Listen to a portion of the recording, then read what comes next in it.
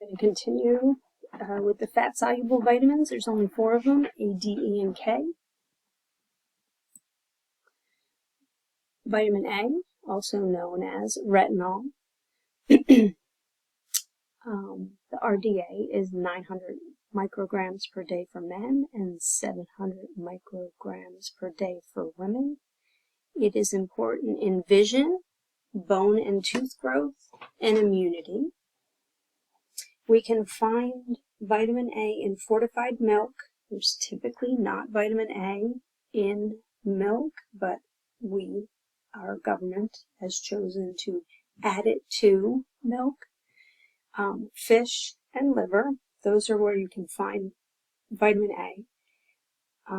If you remember our conversation about precursors, beta-carotene is what turns into vitamin A in the body. So beta-carotene it's good to know where that comes from, and we find that in deep orange fruits and vegetables. So things like carrots, sweet potatoes, acorn squash. If you do not get enough, you can have night blindness, xerosis, which is dry eye, or it can impair your immunity. And for toxicity symptoms, so too much vitamin A, remember the fat-soluble vitamins can be stored, so we see more toxic symptoms with the fat-soluble than we do the water-soluble vitamins. Toxicity symptoms are blurred vision, nausea, vomiting, and vertigo. Here's that chart again. We find excellent sources are beef liver, and that would be the vitamin A form. Sweet potatoes, which will have the beta-carotene form, and mangoes, also beta-carotene. Vitamin D has a whole bunch of names. 3 of them are calciferol, calcidiol, or calcitriol. There's an RDA for adults. It's 15 micrograms per day, or 600 international units per day. So manufacturers use both. Certain foods use the vitamin D micrograms per day, and other manufacturers use the international units. So that's why they're both listed here. It is important in the mineralization of bones and teeth. So there's a picture here of what normal bone looks like at the very top picture. And the bottom one is osteoporotic bone. And what happens is if you don't have enough vitamin D and calcium work together in the body. It will pull calcium from your bones and leave them weak and holey, like that osteoporotic bone at the bottom. Where do we find it? We find it in fortified milk, and that, again, vitamin A and D are both added to milk products, even though they're not normally in there. We can find it in liver, fatty fish like salmon and sardines, and I'm sure you're well aware that vitamin D is known as the sunlight vitamin. We don't truly get it from the sun. However, with the help of the sun and the UV rays, we can make vitamin D in our body.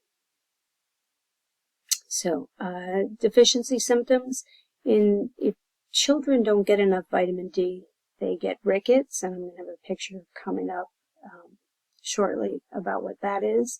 And adults have osteomalacia, which is the weakening of the bones or the softening of the bones as you get older, or osteoporosis, which is these holey bones. Your bones have pores in them. Osteo means bone, and poros is porous.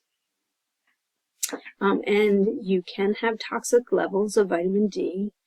If you do, it elevates your calcium levels, and when that happens, we have calcification of soft tissues. So it's important to not get too much vitamin D. So when we talk about the sun, here in the United States, we have to worry about people that live above that red line, because in the winter months, they don't get enough sun, they might not get enough sun to synthesize vitamin D. There are parts of Alaska and, northern Canada that, maybe only have 2 or 3 hours of sunlight a day. In Mississippi, we don't have that problem. This is a picture of children with rickets. So basically, the vitamin D is not allowing the calcium into their bones, and so their bones are softer.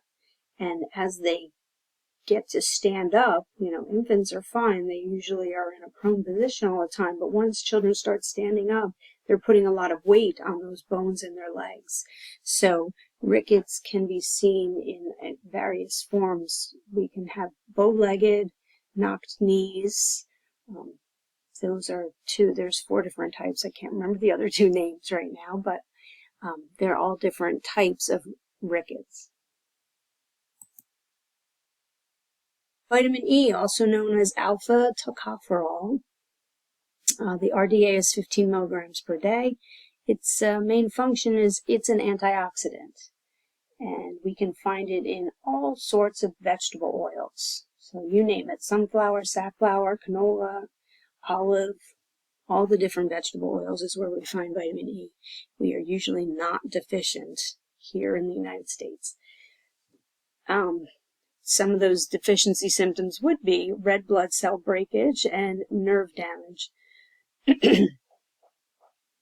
And toxicity symptoms, if you get too much, you can have your blood doesn't coagulate as well as it could if you are taking an anticoagulated medication. So you have to be worried about your vitamin E intake if you're on certain medications. Vitamin K, phylloquinone is its other name. Again, we do not have an RDA, so research is still being done with vitamin K. Men need about 120 micrograms per day, women about 90 micrograms per day, and it helps with creating the proteins that help our blood clot. We find it in green leafy vegetables, Brussels sprouts, cabbage, and also vegetable oils. If you don't get enough, you could hemorrhage. So the picture here is someone who bruises easily because of the deficiency of vitamin K. And there are no known toxicity symptoms for vitamin K. So, in summary, you should be able to now describe how vitamins differ from the energy-yielding nutrients and how fat-soluble vitamins differ from water-soluble vitamins. You can identify the main roles, the deficiency symptoms, and food sources for all of the vitamins that we've gone over thus far.